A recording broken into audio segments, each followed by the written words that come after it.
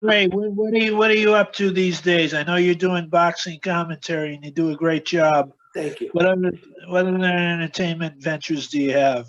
Well, Mike, I moved back to Youngstown, my hometown, in 2014. One reason I came back was to create a studio, to build a studio here. We're 60, geographically, we're ideal. And I'll tell you why. We're 60 miles south of Cleveland, 60 miles north of Pittsburgh. We're doing a lot of production in Cleveland and Pittsburgh. So my pitch has always been, we can give you everything they can, but at a much better price. And, we're 450 miles east of Chicago, 450 miles west of New York City. So again, geographically, we're ideally located. And Youngstown, when they did the Good Son documentary here in 2013, my director, Jesse James Miller, who's from Canada, said, Ray, you'd have to try to recreate Youngstown on some back lot in Hollywood. You can't recreate what you have here. So I always thought, well, I always knew I wanted to come back, Mike. I always knew I wanted to come back and create a studio. I had that idea from the early 1990s. So it was just, my youngest went off to college. I sat my two oldest down, said I have an opportunity to go home with their blessing. I was going to leave without their blessing. They gave it to me. I came home, and that's what I've been doing since. The name that leaps off your record in capital letters is Alexis Arguello. Yeah. You put up a hell of a fight. He got it at the end, but what do you remember about Alexis?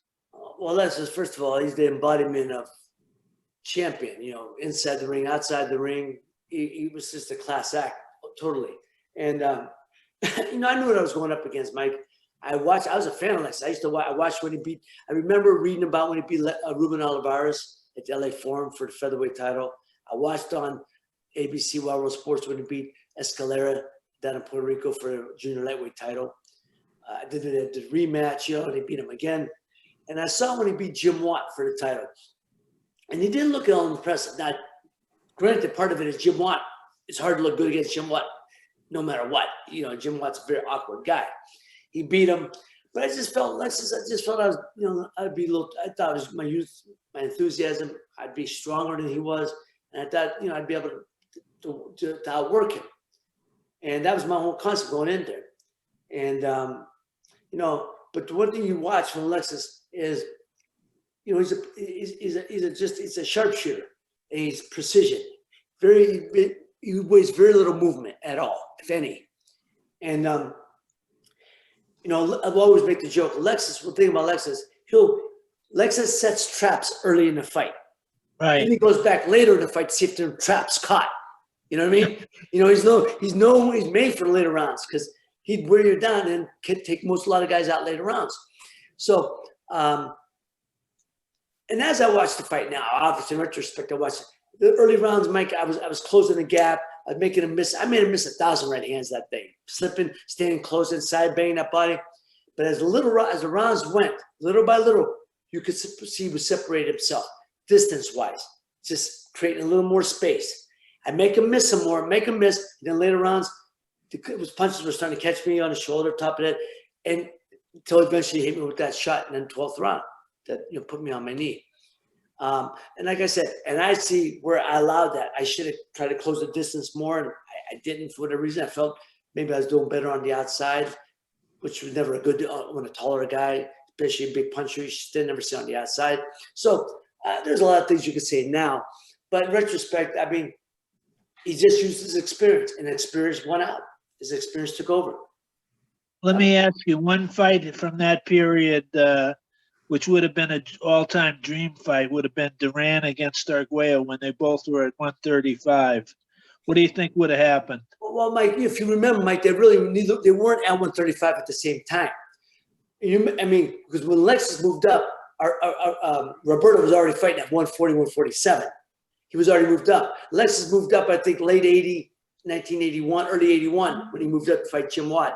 And he had, before that, and Duran had already moved up. But if you remember, when they were talking about them fighting, is late 70s or mid 70s, when Duran was the lightweight champion and Alexis was the junior lightweight champion. That was when they were talking about them fighting. That was, they were 5 pounds apart. Right, and they were talking about Alexis moving up to fight Duran at 135. But that would have been like in the late 70s, early, not late 70s before Duran moved up. And that would have been a war. I think, look, Duran's the greatest lightweight of all time. I think it would have been too much overpowering for Alexis. And if you think that way, even look later on, Alexis moved up to 140.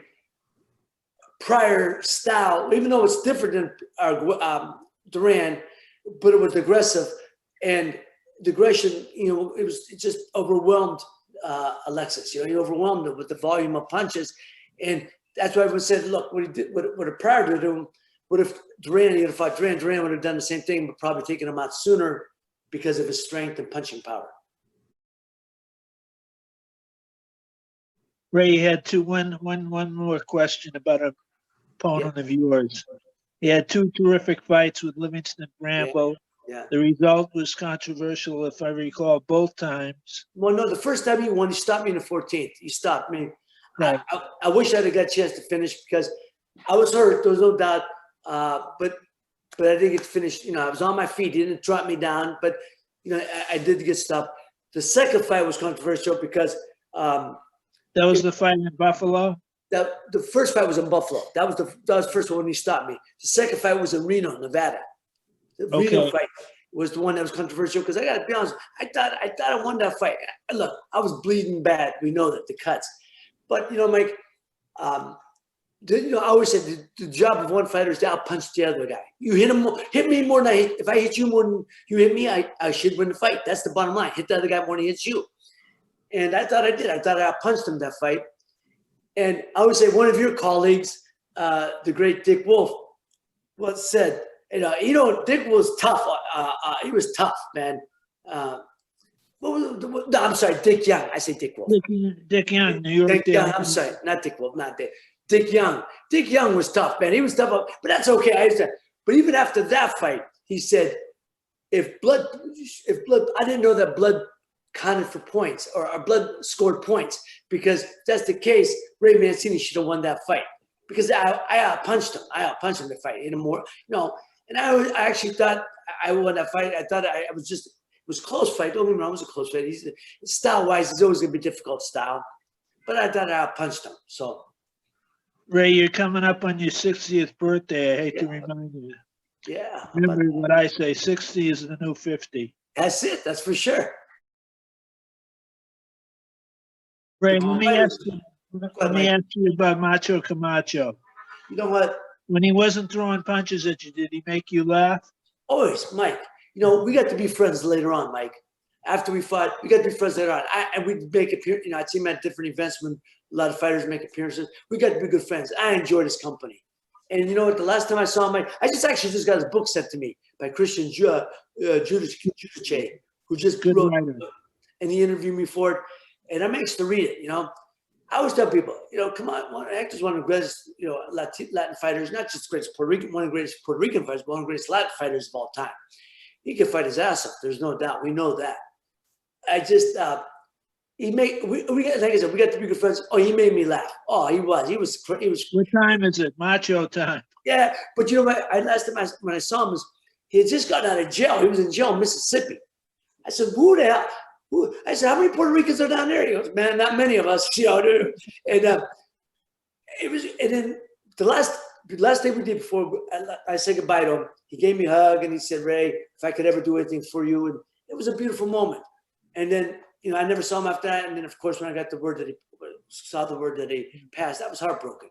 I was heartbroken, man, because he, Mike, he was just he couldn't self-demon. He had too many demons, man, too many demons. He couldn't get past couldn't get past himself. But let me ask you, over the years, you made X million, but it seems like you saved a lot of your money. How come you're unlike a lot of fighters that piss the money away? Oh, Mike, you understand on Front Street. You understand as a fighter that it's a short career. You got limited time to make money, and our window of opportunity is very short. But, and I had good people with me. I had good people, and I had good sense. My business manager said, what's your goal? I said, I want to live off the interest. He said, okay. He said, so we're going to put you on a budget. So I basically got an allowance, basically get an allowance. My bills were taken care of, and then I get a monthly allowance for myself.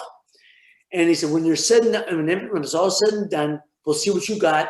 We know what we can do, what we can't do. So that's what I did. And then at the end of it, I knew how much I had. And that's when I was going to California. And again, I lived off a budget. I had a monthly budget. I got a monthly allowance for my bills and for myself. And so, you got to be use common sense. And if you see something that you want to buy, whether it's a car or something, cars didn't appeal to me. I didn't have to have a big fancy car. I like nice cars, good, cars. And I always had nice cars. But I'm not gonna drop $1.50 or $1 up for some Ferrari. I'd rather spend $60,000, $70,000 on a Cadillac than have to spend the rest of the money on myself. You know what I mean? So I'm just saying things like that. But somewhere down the road, you got to take shots too. And there's business shots I wanted to take, and I did take. And sometimes you hit, sometimes you miss, but you've got to allow for that, And thank God I was able to do those things. And I'd be able to, I lived 30 years in Santa Monica, California. I had a good life out there, and I came back home for business. And so I've been fortunate to maintain. Ray, speaking of great writers, your manager, Dave Wolf, was a hell of a sports writer. Yeah. He wrote a fabulous book about the basketball player, Connie Hawkins. Yeah. And talk about your link to Emil Griffith. Well, first of all, Griff, I love Griff. I love this man as much as I can love anybody, You're talking about your trainer, Murphy Griffith, who was Murphy uncle to Emil Griffith. Right. Murphy, Murphy, he was the uncle to Emil. And Griff had been a Navy man for 40-something years. He was a career serviceman, and he was a trainer in the service for other inter-service teams. The Navy, Dwayne Bobbick's trainer in the Navy that helped get him to the Olympics. And Griff, he was the old school. If you remember when Dwayne came out, Griff went with him when Joe Frazier signed him. So one time, Joe Frazier's corner was Eddie Futch, Georgie Benton, and Murphy Griffith. Wow. Hall of Fame corner, not a bad corner, right? Not bad, not chopped liver. But, and then going back to Dave Wolf, imagine, David, it's real funny to talk about his book, about Connie Hawkins' Foul. I just got a call recently about a film company that's interested in making a movie on that, and they didn't know how terrific movie. Pardon me? Terrific story. It is. It would be a hell of a movie. And they want to know if I knew what people he can get in touch with. I think that they could get in touch with about the rights.